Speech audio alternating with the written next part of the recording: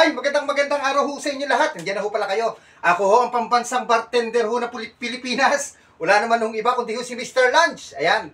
Ay, shout out ho sa lahat ng aking followers at subscribers. Maraming salamat ho. Ay, baka naman ho lahat ho na nakakapanood. Pwede naman ho, malito ang followers ho ni Mr. Lunch. Follow nyo naman ho ako. Pinanood nyo na din. Paki-follow nyo na ho, no?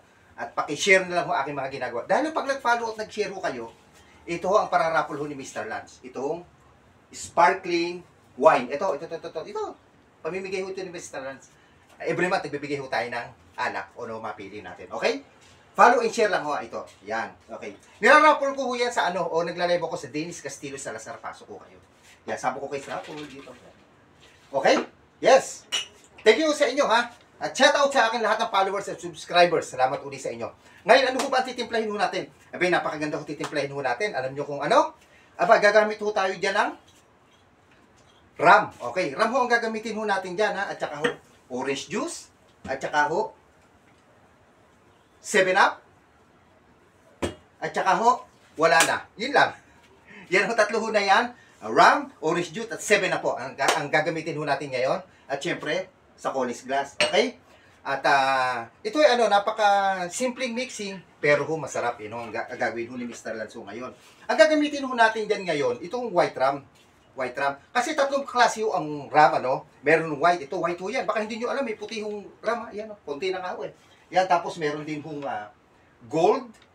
At meron din hong dark. Ayan, tatlong klase ho ang ram. Ayan. Siyempre, ngayon ang gagamitin ho natin ay itong white ram. Okay? Ano ba ang ram? Saan ba nagsimula ang ram?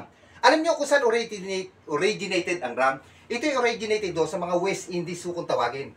Yung West Indies, ano ho yan, mga country ho yan, o bansa. Ito ho yan, mga bansa na yan. St. Lucia, Dominica, Puerto Rico, Dominican Republic. O dyan ho nagsimula ang kasaysayan ho ng ram noong 1650. Okay, di ba yung St. Lucia, Dominica, Puerto Rico, Miss Puerto Rico, Dominican Republic. Di ba, napapakinggan lang ho natin dyan eh, sa mga beauty pageant. O, pero dyan ho nagsimula yung mga binanggit ko na West Indies, dyan ho nagsimula ang ram sa kasaysayan ho ng tao. Ngayon alam nyo kung ano gagamitin ho natin, ito hong white ram. Okay?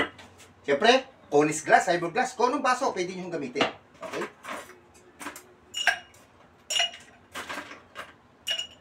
Yan. Okay? Simple lang naman ho itong gagawin ho natin na mixing. O, ilang jigger ho ba lalagay natin? O, maglagay ho tayo dalawa. Yan. Ubus na yung white ram ko ba? Baka naman, may gusto mag-sponsor. Kay Mr. Lunch. Ayan.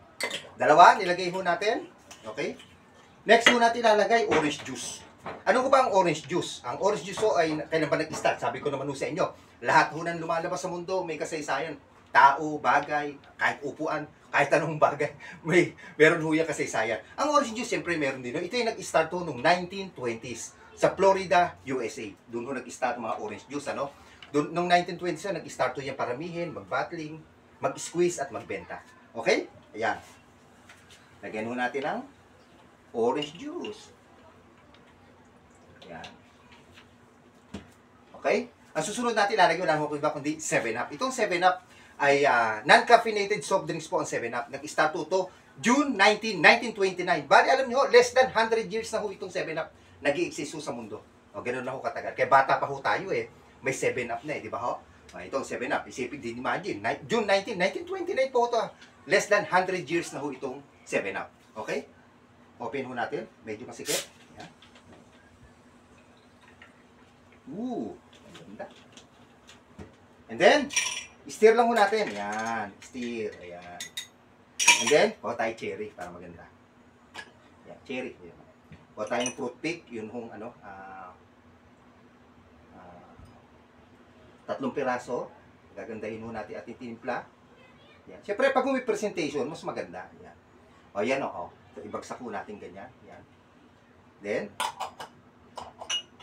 puras lang ako kamay. Yan. O, tayo American lemon. Ayan. Biyakin lang ho sa gitna. Ayan. Tapos, lagyan ho natin ng straw para the best. Wow! Yan. Tapos na ating tinimpla na may white ram, orange juice at 7-Up. Ayan, napakaganda. Yan. Okay? Yan. Pero kung kayo naman ho ay wala hong white rum, ano, yung white rum, pwede mo kayo gumamit ng any kind of rum. Pero kung may white, mas maganda, mas maayos. Okay? Yan. Okay? Yan. At, paano, di follow and share ho, Basta kung nag-follow ho kayo sa akin, ito ho ang pararapol ni Mr. Lance. Every month, pa ho tayo. Ngayon ho ay sparkling wine. Okay? Basta follow and share, okay? Follow nyo naman ako, si Mr. Lance ho, ang nag-iisang pambasang bartender ho ng Pilipinas. Dito ay, marami tayong matutunan, marami tayong information makikita. Lalo sa akin live, sa Dennis Castillo, Salazar, pasok ko kayo dyan. Okay? Tikman ko nga ho ito. Yan. At yung tinig. Wow! Ang sarap po niya. Yung, tamang-tama ho yung rum. At saka ho yung ano niya, yung orange juice sa kasebina. Pasarap po. Sarap po. Okay, baka ho kayo may mga gusto hong pag-usapan about mixing. Napakarami ho natin. Ayan, ang dami ho niyan. Basta ho, comment nyo lang ho kay Mr. Lance. Ako ang pambansang bartender ho ng Pilipinas. Wala akong iba kundi si Mr. Lance. Follow and share. God bless po sa atin lahat. Thanks for watching.